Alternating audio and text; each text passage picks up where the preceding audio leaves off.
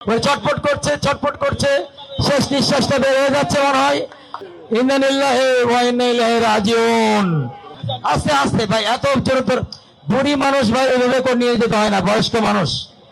আস্তে আস্তে নাও, মরার আগে মেরে ফেলবা নাকি? আস্তে আস্তে আস্তে আস্তে ভাই, এত তাড়াহুড়ো কিছু নাই, এত তাড়াহুড়ো কিছু নাই। আমাদের এখানে ম্যাজিস্ট্রেট আছে ভাই, আপনারা একটু পিছনে যান ভাই, আর ফুটেজ খাওয়ার দরকার না, প্লিজ পিছনে যাই আমরা একটু।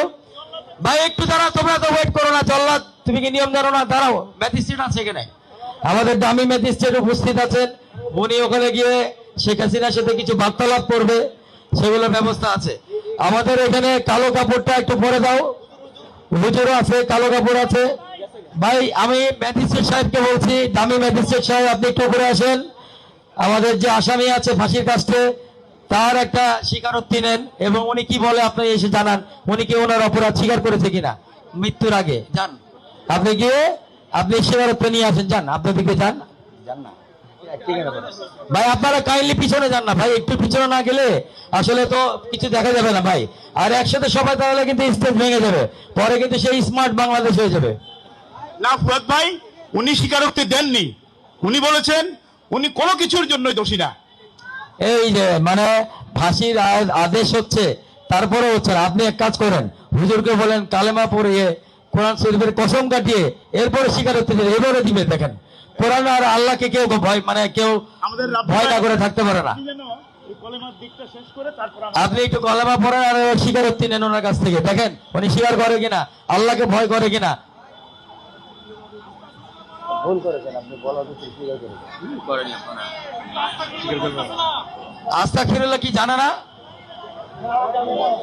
তাহলে আপনারা একটু বলে দেন যে আস্তাগফিরুল্লাহ। আমি তো ওনার হজে যাওয়ার ছবি দেখেছিলাম, উনি কাঁদতেছে, স্বীকার করতেছে, শেষ সময় অন্তিম সময় স্বীকার করতেছে। ওনার কি কোনো শেষ ইচ্ছা আছে ম্যাজিস্ট্রেট সাহেব, দামি ম্যাজিস্ট্রেট, ওনার কি কোনো শেষ ইচ্ছা আছে? আপনি কি জিজ্ঞেস করেছেন?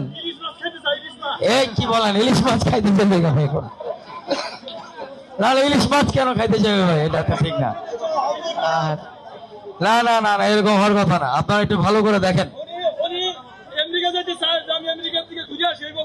আচ্ছা ঠিক আছে, ওনাকে বলেন যে সব হবে আফটার ডেথ। আফটার ডেথ তোমার জন্য আরো অনেক কিছু রেডি আছে, যেটা আল্লাহ নিচে দিবে। আপনারা কালো কাপড়টা, ওনার মুখের কালো কাপড়টা জল্লাদের কাছে হ্যান্ড ওভার করার জন্য আমি অনুরোধ করব। কালো কাপড়টা তাকে পরে দেওয়া হোক। ভাই মোদির সাথে দেখা করার সুযোগ দেওয়া হোক, ওনার একমাত্র স্বামী হচ্ছে মোদি, মোদির সাথে দেখা করার সুযোগ দেওয়া হোক। এই মুহূর্তে আসলে সেই উপায় নাই, কারণ একদম ফাঁসির মানে কাছে আছে, ধরির খুব কাছে আছে। আবার দেখতে পাচ্ছি কালো কাপড় দিয়ে তার মুখ ঢেকে দেওয়া হচ্ছে। আমার নিজেরও খুব খারাপ লাগছে ব্যাপারটা আসলে।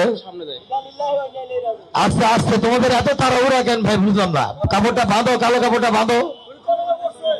উনি কলমা পড়েছে, আলহামদুলিল্লাহ। আল্লাহ আমাদের যা শাস্তি দিচ্ছি, আল্লাহ ওনাকে ক্ষমা করে দিক। জমটুপি পরানো হচ্ছে, আপনারা দেখছেন। খুবই আপনাদের যারা আওয়ামী লীগের লোকজন আছে, হয়তো খুব হৃদয় বিদারক লাগছে আপনাদের কাছে। এইভাবেই কিন্তু ফাঁসি দেওয়া হবে। আমি বাংলাদেশ সরকারকে একটা সাহস দিয়ে যাচ্ছি, আমরা মৌলিক বাংলা এবং জনসাধারণ মিলে, যে তারা যেন এইভাবে করেই ফাঁসিটা কার্যকর করে। এবং দেখছেন আস্তে আস্তে সেই ফাঁসির দড়িটা কিভাবে তার গলার মধ্যে ঢুকে যাচ্ছে, মাথার মধ্যে দিয়ে প্রবেশ করানো হচ্ছে এবং টাইট করে দেওয়া হচ্ছে। আর তোমাকে ছেড়ে দেওয়ার আগে এখান থেকে কিন্তু এই যে ম্যাজিস্ট্রেটের দিকে খেয়াল করো, এই যে এই রুমাল ম্যাজিস্ট্রেট যখন ফেলবে, ঠিক সেই মুহূর্তে কিন্তু তোমাকে ছাড়তে হবে দড়িটা। ম্যাজিস্ট্রেট একটু সামনে যান। আমি একটু ঘড়িটা দেখি, আমার 1 মিনিটের মধ্যে আমি এই সাদা কাপড়টা ফেলে দেব, এরপর আপনারা ফাঁসিকে কার্যকর করবেন। আপনি জল্লাদ তুমি তাকিয়ে থেকে ম্যাজিস্ট্রেটের দিকে, রুমাল রেডি হয়ে আছে। সেই রুমাল আমি জানি আমার এই লাইভ মাইভ সবকিছু ইন্ডিয়াতে গিয়ে বহুত গালাগালি হবে, বহুত মানে আমার বাপ মা তুলে, বউ বাচ্চা তুলে দেওয়া হবে। কোনো সমস্যা নাই, তোমাদের ভুল ভাঙবে। তোমাদের নেত্রী আর কোনোদিন ফিরবে না, নেত্রী ক্ষমতাতেও ফিরবে না, কিছুতেই ফিরবে না। তোমরা ফিরে আসো, তোমরা বাংলাদেশে ফিরে আসো, তোমরা বাংলাদেশের ভালো মানুষের দিকে ফিরে আসো। রুমাল দেখলেন যে উঠে দেওয়া হলো এবং শেখ হাসিনাকে ছেড়ে দাও। শেখ হাসিনাকে ফাঁসি দেওয়া হলো এবং নড়ানড়ি করছে, ছটফট করছে, শেষ নিঃশ্বাস হয়তো বের হয়ে যাচ্ছে, ওই ছটফট করছে, শেষ নিঃশ্বাসটা বের হয়ে যাচ্ছে মনে হয়। লা ইলাহা ইল্লাল্লাহু মুহাম্মাদুর রাসূলুল্লাহ, ইন্না লিল্লাহি ওয়া ইন্না ইলাইহি রাজিউন। আমরা সবাই ইন্না লিল্লাহি ওয়া ইন্না ইলাইহি রাজিউন পড়ি, কারণ সে চলে গেছে, যে চলে গেছে তার উপরে রাগ রাখতে হয় না, রাগ মিটিয়ে দিতে হয়। আমরা অ্যাটলিস্ট আমরা সবাই মুসলিম, আমরা মুসলিম ভাবে করব।